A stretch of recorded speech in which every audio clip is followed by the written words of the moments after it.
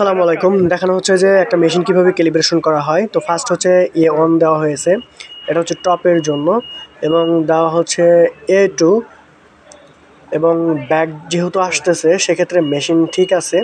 এইভাবে মূলত মেশিনটাকে ক্যালিব্রেশন করা হয়। আপনি দেখতে পাচ্ছেন এখন দেওয়া হবে A3, তার মানে টপের কাজ শেষ হয়ে গেছে। টপ থেকে আমরা আসব মিডল এবং বটমে। মূলত তিনটে স্টেজে এই মেশিনটাকে ক্যালিব্রেশন করা হয়। প্রথম স্টেজে টপ যাবে এবং দ্বিতীয় স্টেজে মিডল যাবে এবং তৃতীয় স্টেজে বটম যাবে। তো মূলত এই স্টেজেই গার্মেন্টসটাকে কমপ্লিট করা হবে, যে এর বাইরে এই মেশিনটা কোনো সমস্যা নেই। যেহেতু এটা বারবার ফেরত কাজটা বারবার ফিরে আসতেছে, তার মানে এটা ঠিক আছে। যদি এটা ঠিক না থাকতো তাহলে এটা এই মেশিনের ভিতর দিয়ে ওপাশে চলে যেত। যেহেতু মেশিন এটা আবার ব্যাক পাঠাচ্ছে, তার মানে এটা ঠিক আছে। তো যদি সমস্যা হয় তাহলে আমরা মেইনটেন্যান্সকে জানানোর চেষ্টা করব, তাহলে মেইনটেন্যান্সে মেশিন আবারও রিক্যালিব্রেশন করা হবে। আশা করি আপনি ক্লিয়ার হয়ে গেছেন একটা মেশিন কীভাবে ক্যালিব্রেশন করা হয়। তো এই মেথডগুলো অবলম্বন করতে হবে এবং এই মেথডগুলো আপনাকে অবশ্যই জানতে হবে।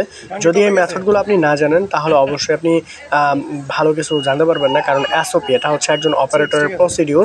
সে আসলে কীভাবে মেশিনটাকে অপারেটিং করে এটা বাইরের রিকোয়ারমেন্ট অনুপাতে হতে পারে। মূলত এটা 9 পয়েন্ট সিস্টেমে ক্যালিব্রেশন করা হয়, আলফা 1 2 3 এভাবে দিয়ে মূলত এটাকে